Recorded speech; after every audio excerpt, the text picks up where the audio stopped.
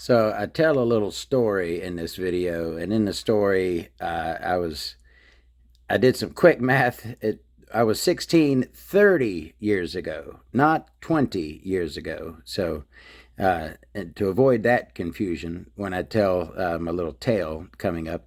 But second of all, I wanted to mention this video coming up. No, it's not a nitro vehicle, but, and I've mentioned this before, pretty much all of us nitro enthusiasts, we started with electric vehicles. We played with electric RC cars when we were young, and that's what started our love for the hobby, which eventually evolved into the nitro side. So, this is a pretty cool car I'm about to show. It's not this one.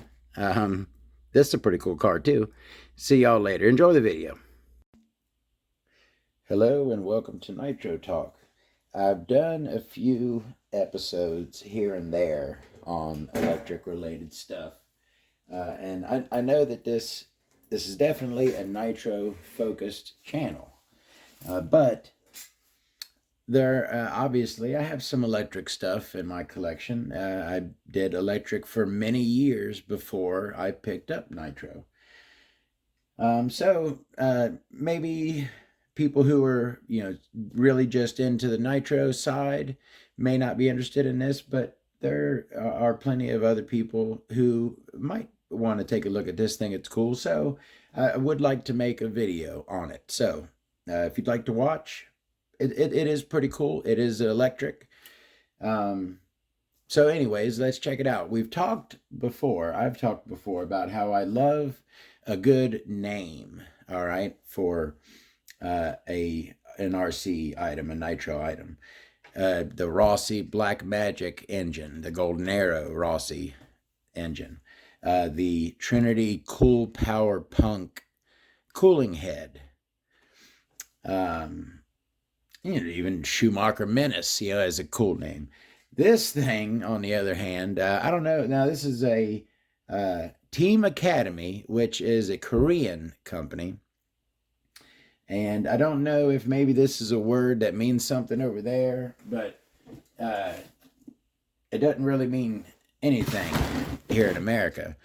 This is the Team Academy. There you go.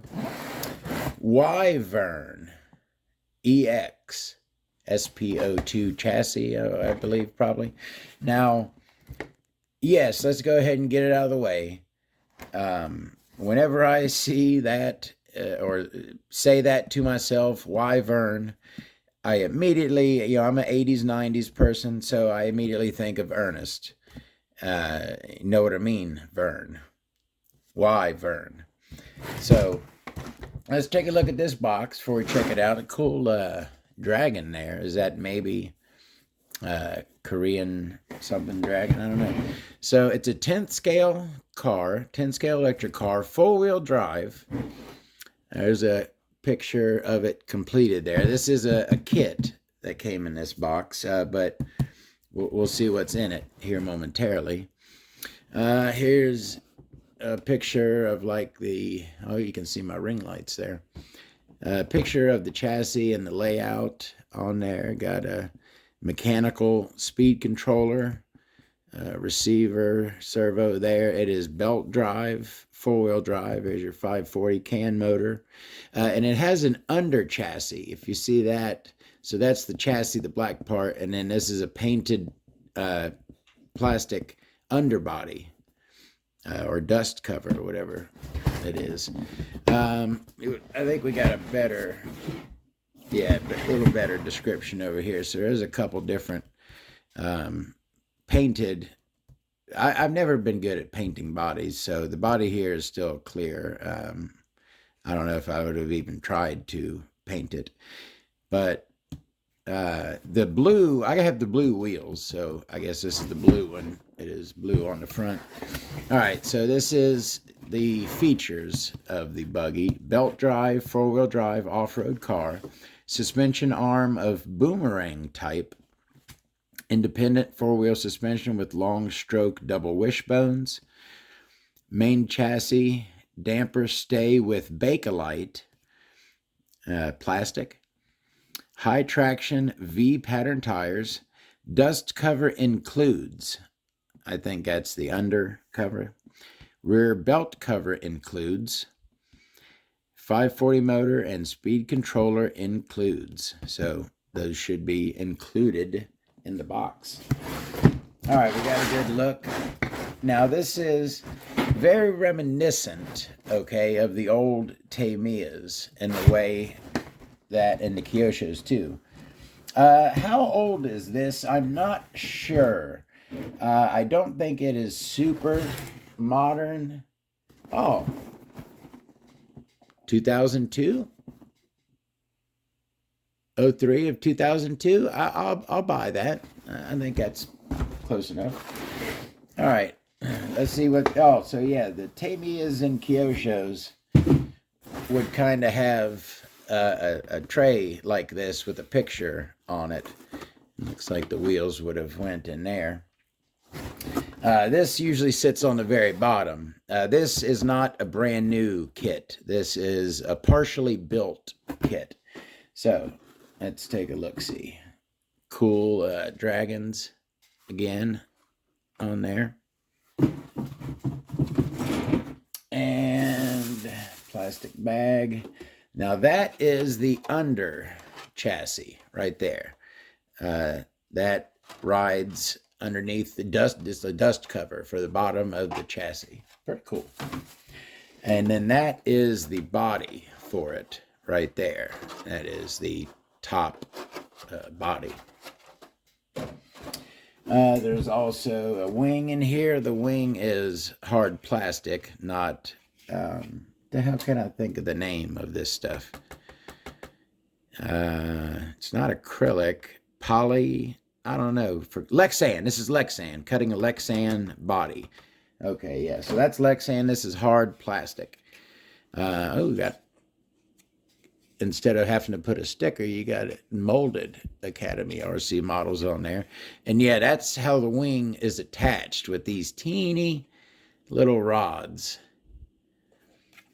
It's a pretty dainty car. 10th scale electric stuff is not... I'm used to 8th scale, so 10th scale seems kind of small. Here are the wheels and tires. Let me go ahead and pull those out. There's 2 fronts and 2 rears. It is a buggy with the smaller tires in the front. There is that V pattern. Very knobby. Sticks out a lot there. And do they have foam? I don't think. There's no foam inside them at all. Say Academy Off-Road Racer. They're a pretty cool 3-spoke design. I like the blue. I think the blue is really cool. So there's the wheels and tires. All right. Then looks like we got a bag here. I feel the motor in this bag. This was going to be your standard Mabuchi 540, Mabuchi RS 540 SH. That is the motor. Aha. RS. Come on, zoom. RS 540 SH. I don't know if it's a genuine Mabuchi. Probably not. I believe Mabuchi is Japanese, and it says made in China. But that's your standard can motor that came with all the old Tamiya Kyosho stuff, most of them. And then we have our, is that, okay, that's the resistor. Resistors, talking about electric. Okay, I'm going to tell a little resistor story. Okay, hold on. All right, so this is going to get sidetracked. Don't fast forward. I hope this is a cool story. It's certainly an RC related story. So, 25 years ago or so, no, I can tell you exactly. I was 16. So 20 years ago, let's call it. There was an outlet mall, and in that outlet mall, they had a store called Toy Liquidators. And at Toy Liquidators, I used to get really obscure Sega Genesis games. You know, they would have like stuff that wasn't popular, okay? I went into the toy liquidators one day, and they had on the shelf, and for the people who know electric, you're going to know this name. They had brand new in the box, and this was back in when this was sold retail back then. Maybe discontinued at this point because it was at the liquidator, so it was probably a couple years old. They had sitting up on the shelf the Nico Dandy Dash. Yes, the Nico Dandy Dash / Super Sprint. The classic nowadays is very, very well respected and desired. I think the last time I had one, I had bought one on eBay. This is about 10 years ago for around $250 and sold it for like $400. They are very collectible. I haven't looked at the prices in a while, but it's a very cool car. So I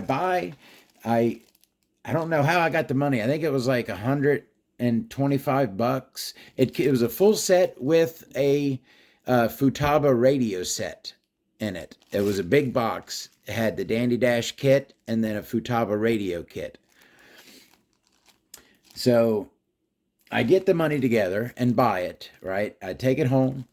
I build it that was my very first kit I ever built. Before then, the only cars I had were the Tyco 9.6 volt Turbo Bandit and the Radio Shack Red Arrow. Not the Golden Arrow. We couldn't afford that one, but I did get the Red Arrow. So this was my very first kit. I'm 16 years old, and so I build this Dandy Dash. I put the 540 can motor in it, right, which came with it, and I had a good time. I had it for a little while, and I ended up going to a hobby shop. I think I've told this story before. My local hobby shop, right? Support your local hobby shop, okay? But for a while, it wasn't like I had beef with them, but it was kind of, I didn't bring the car with me. Had I brought the car with me, this might not have happened. So I walk in there, and I think I bring in this motor, or I knew the size. I don't know.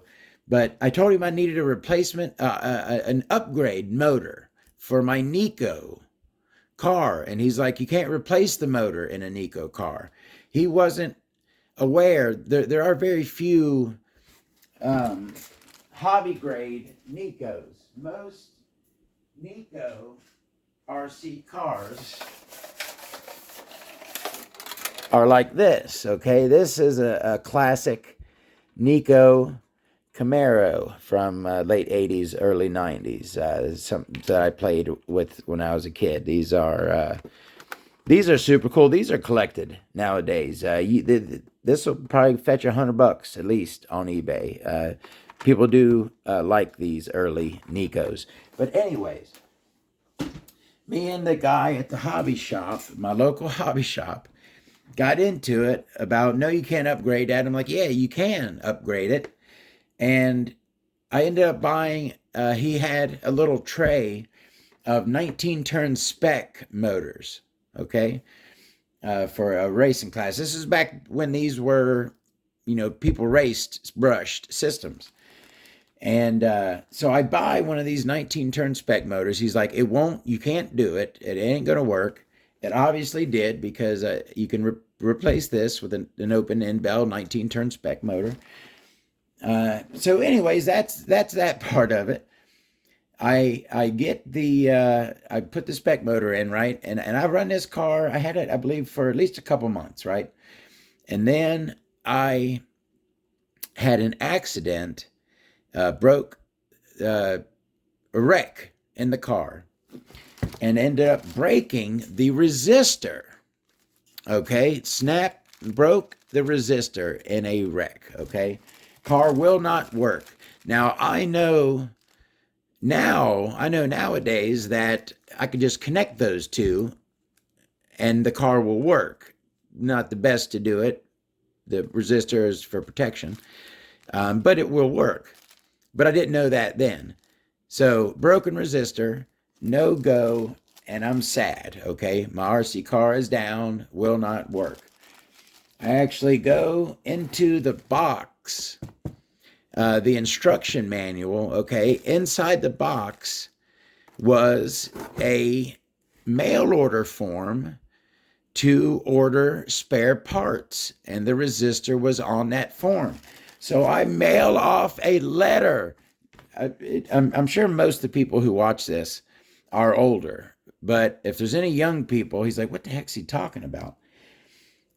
Back in these days, to get a replacement part for your RC car, yes, they had hobby shops, but they didn't have Nico parts in the hobby shop. So I got the mail order form, put a money order, or had my mom write a check, I don't remember, filled it out, and ordered a resistor through the mail.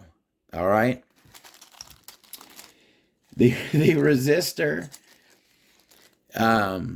it took like 2 months. Okay, so it was out of commission. I think by the time the resistor came, I had totally forgotten that I had ordered it.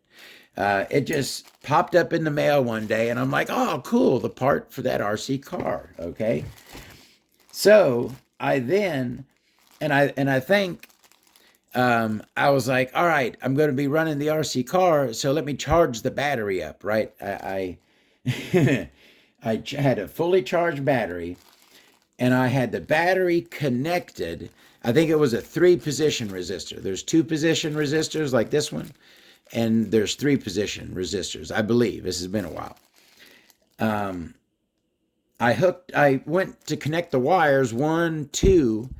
As soon as I connected the second one, the resistor got red hot and burned the crap out of my hand.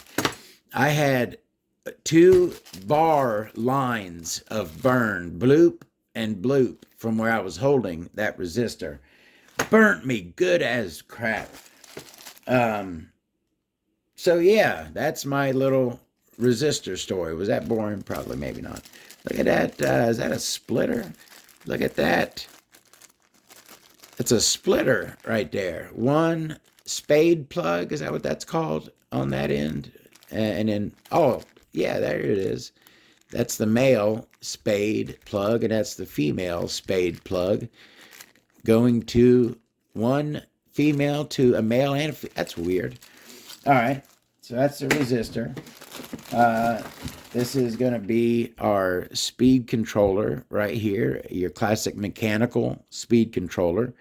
Your servo will connect with one of these via an arm, and as your servo moves, will basically, this one looks like a 3-speed.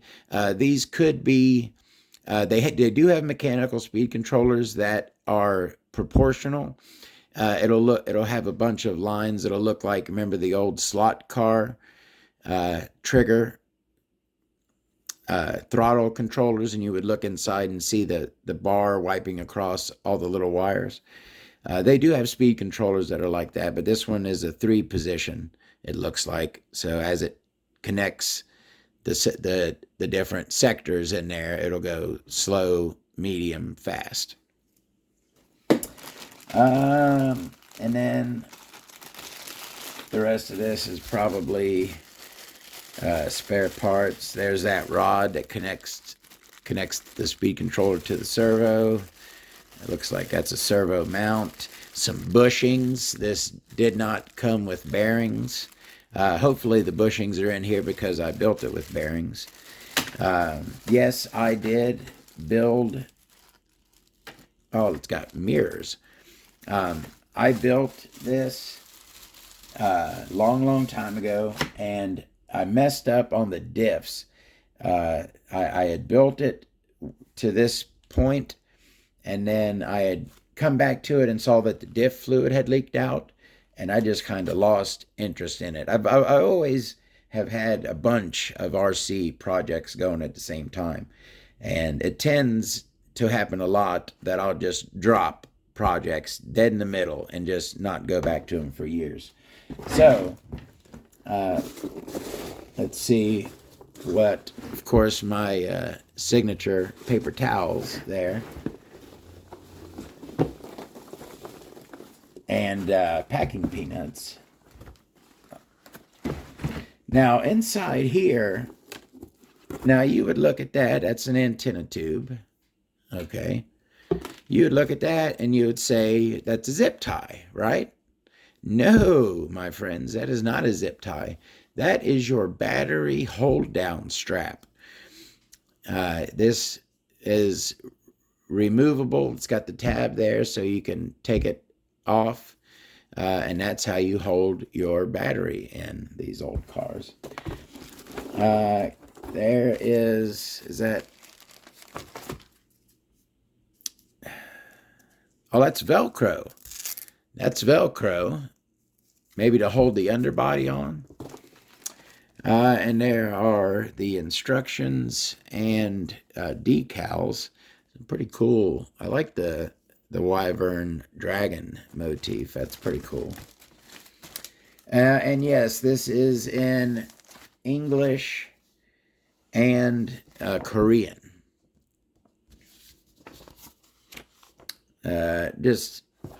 We can, just a quick look. That's the rear. It is belt drive. All right. Enough of that. Let's go ahead and check out this car. Is there anything else in there? Nope. All right. I don't. Oh wow. I don't remember. I don't remember leaving. I was going to run this thing brushless. I got a brushless motor sitting in there. I totally forgot about that. What kind of servo? Oh man, look. All right. This was a long time ago when I thought that there was any point whatsoever in installing one of those frickin' servos. The Tower D Pro, not even the Tower Pro, which is the original, not even a good knockoff, but a garbage knockoff. Why in the heck did I install that? I do not know. I'm assuming that it is one of the rare working ones. You would buy 5 of those, and if 2 of them worked at all, you were doing pretty good. They were dirt cheap. I don't know why, but I just feel like hooking that thing up. So, let me find me a battery. Oh, I know where a battery is. I got a battery right here. Battery. All right, so take this servo tester, pull the wire out, hook up a battery to the servo tester. Anybody else got a servo tester? It's a cool little item. They're not very expensive. I've used this a lot. I've had it for a long time, and I have used it a ton. So in, negative, positive, and I'm going to put it to neutral, which should be centered. And all right, let me snip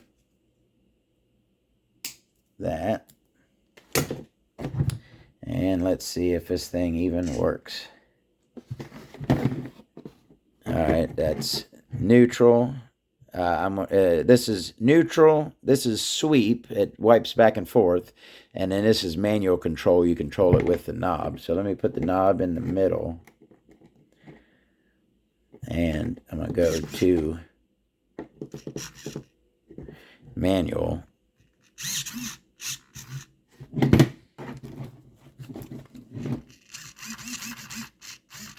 I mean, it's one of the better working ones of those that I've came across. Seems to work fairly decently, but I wouldn't.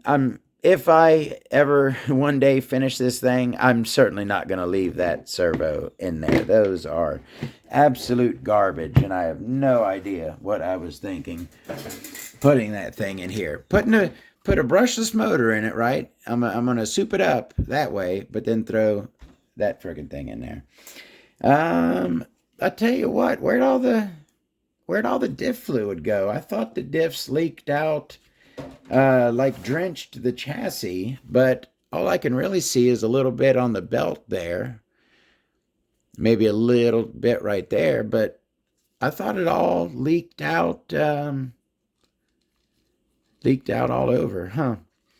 Yeah.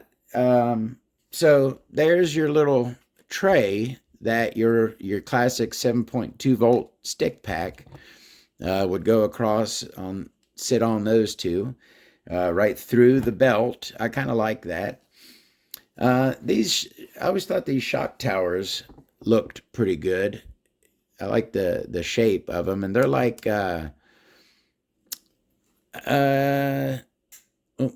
you see the in there, it's like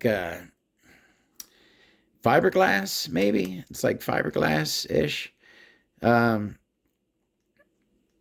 Shocks feel like they got their oil. Why did I think this thing was wrecked? This thing, it doesn't look too bad. It looks, I could have this thing running pretty easily. How's the belt tension? Not bad. Yeah, all the drivetrain goes smooth. There's not much wrong with this. I think I could, well, it's even still got a servo in it. I could put an ESC on this and put the wheels and tires on. I'd want to put some foam in them, but this thing wouldn't be too hard to get going. So it has dog bones all around, dog bones front, rear, and then the belt for front to rear. Shocks are oil filled, and they feel good. They feel real good. Got the old Kyosho style adjusters right there with the unscrew it, adjust it, and tighten the screw up. It does have differentials front and rear.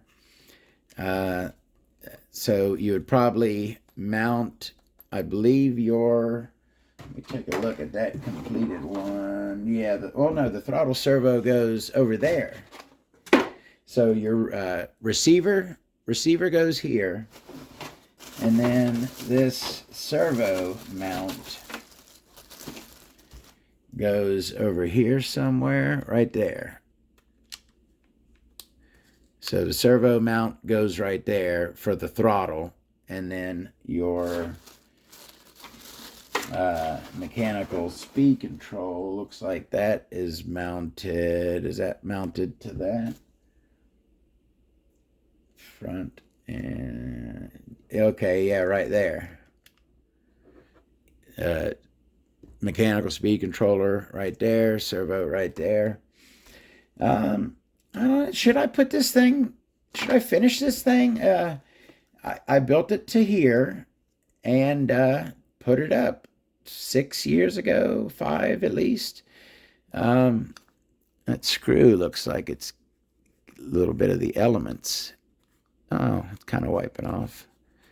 Getting to it. It's got a servo saver built in to the swing arms there. Belt feels nice, not deteriorating or anything. Now, I think, oh, that's a chassis brace or a rear. It's kind of weird. Look, there's a crack right there. See how you can see through that? And on top of it, right above it, is a brace. Is that brace supposed to be holding that together? It doesn't, it can't really go together. Oh, that's the belt in there. Is that for belt tension? That's how you adjust your belt tension, maybe. That pivots right there. I don't know. I haven't looked at the instruction manual in a long, long time. You know, I think I might just I'm kind of getting interested in this thing. I don't know if I would run it on the track. I tell you what, I wonder how it would run on the track. They certainly run 10 scale out there, and that would be another class. But see, okay, you know what? I'm getting way ahead of myself. There are no parts for this thing. That is the problem with these vintage, obscure vehicles, and that is that there are essentially no replacement parts. No, I haven't looked on eBay lately, but I'm 99.1% sure that if I go on there and search Academy Wyvern front arms, that there's not going to be any results. I built this, I did a pretty good job building this thing. Not too bad. I don't know what I'm going to do with this. What do y'all think I should do with this thing? That's the chassis is, I guess that's they call it Bakelite, but that's not like any Bakelite I've heard of. But yeah, the chassis, and it looks like you could do either a stick pack, all right, which goes in those saddles, right? That's what those are. Those are saddles. Or it looks like you could put 6 cells, a 6-cell pack in there with straps going through those. That's what that looks like that's set up for. It's a pretty high-end setup there with your 6 cells, saddle packs, 2 3s with straps going through to hold them. Interesting. It's pretty interesting. I like it. It's certainly kit grade. It's certainly hobby grade. You know, it's a well thought out kit. Good setup. I think it would run good on the track. Might be fun just to see how long it would last before I broke something. But then that would suck, you know, have it broken down. I definitely think I'm going to complete it. I think it deserves being completed. I don't know why I stopped on it. I think I am going to complete it. So maybe in the future, I'll have a completion of the Academy Wyvern, a video of completing the Academy Wyvern. I'm digging this thing more and more the more I look at it. It's pretty cool.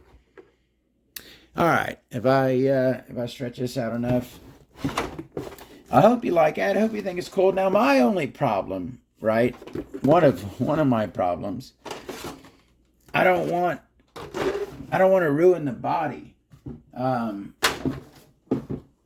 I would probably just do it a single color, or maybe I could try my best to do a decent body. I've just never been really good at painting bodies, and this I feel deserves a well-painted body.